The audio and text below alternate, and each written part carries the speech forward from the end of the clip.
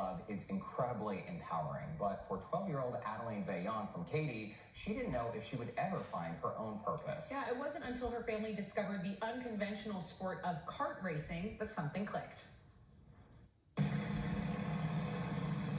a mom, how did you feel when you learned that Adeline wanted to take kart racing seriously? It was a hard pill to swallow. It's something that she's definitely meant to do, though. She's always been very fearless. We kind of jokingly said she needs to race cars one day, and then we kind of got tangled in this whole race karting thing, and we came and watched a race, and she was like, I want to do this, and I thought, okay, one step at a time, let's see. And then when she started going out there and beating all the boys, although I love that she was beating all the boys, I mean, I watch it like this. I'm very, very nervous when she's out there because I just don't want her to get hurt. It's funny because Dad is saying, go, go, go, and I'm like, be careful and have fun. It just seems like a really high stimulation environment. Yeah. How does that work with Adeline being on the spectrum? The world moves in a different pace for Adeline. Whenever she's on the racetrack, it's like everything kind of slows down and she can hone in on what she's doing. So That's really cool. I think it's actually kind of her superpower out here. Superpowers is what I like to call them. I think often it's like, oh, be normal, be normal, do these things, act like these other kids. No, you don't have to do that, right? Figure out something that allows them to be who they are and allows their superpowers to shine. And I think that we've been able to do that with Adeline. Wow. You guys really must believe in her dream. Yeah. In order to keep coming out here and doing this stuff. Yes, yes. And I have to give Dad credit because Dad's out here much more than I am, practicing with her. The best thing about karting is the time I get to spend with Adeline. She's very athletic. And so we tried to put her in many sports when she was young, and she has problem with stimulus and controlling her emotions and things. So team sports were really tough for her. She's very hard on herself, kind of hard on others, and like she'll start spinning when there's like kind of too much going on.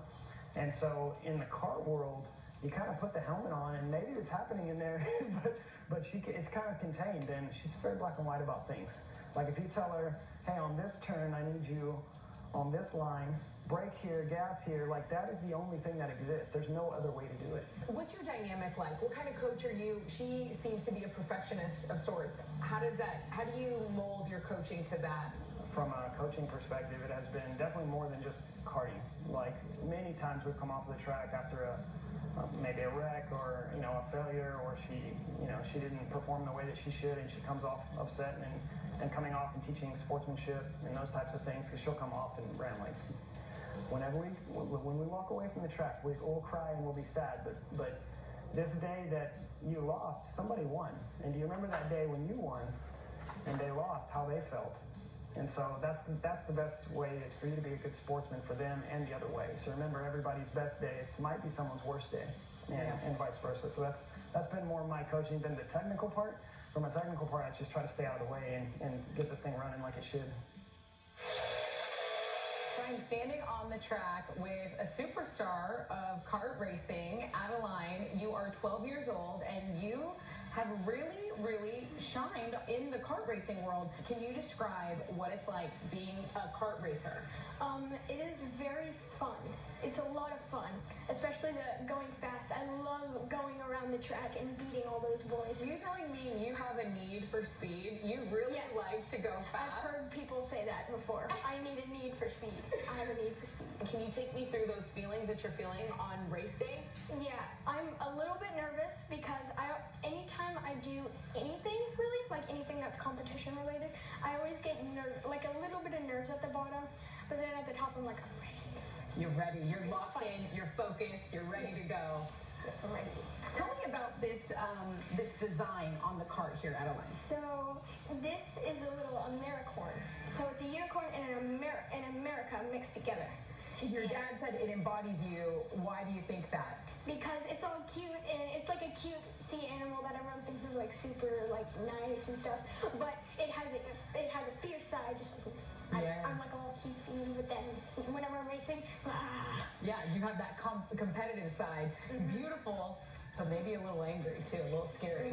I like that. But still cute. It's so cute. Still cute. What is it like working with your dad and competing? I do like spending the quality time with Dad. It's all the other time. It's good. I understand you won some pretty big awards. What awards are you most proud of? I'm most proud of my 3rd place cup from the Southwest Regional Cup. Sadly, they canceled the Southwest Regional Cup, so I can't get any more big cups that look really cool. Okay.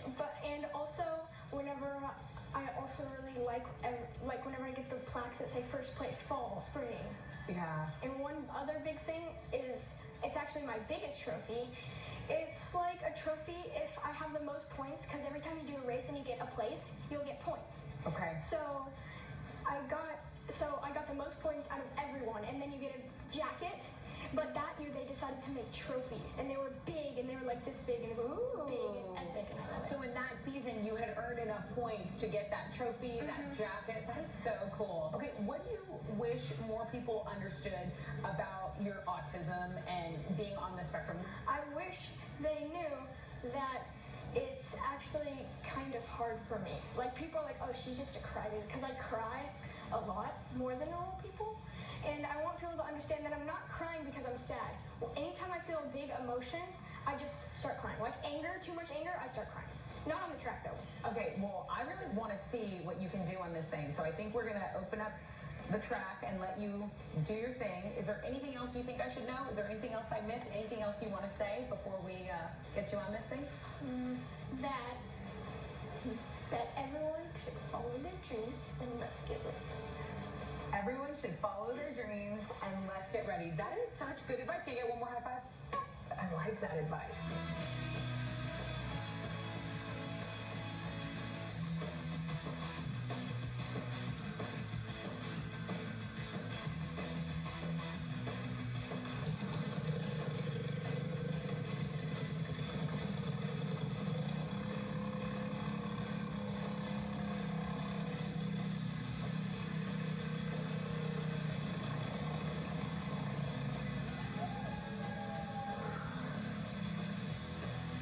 Well, that was awesome. Thanks for showing us how to rock it out there.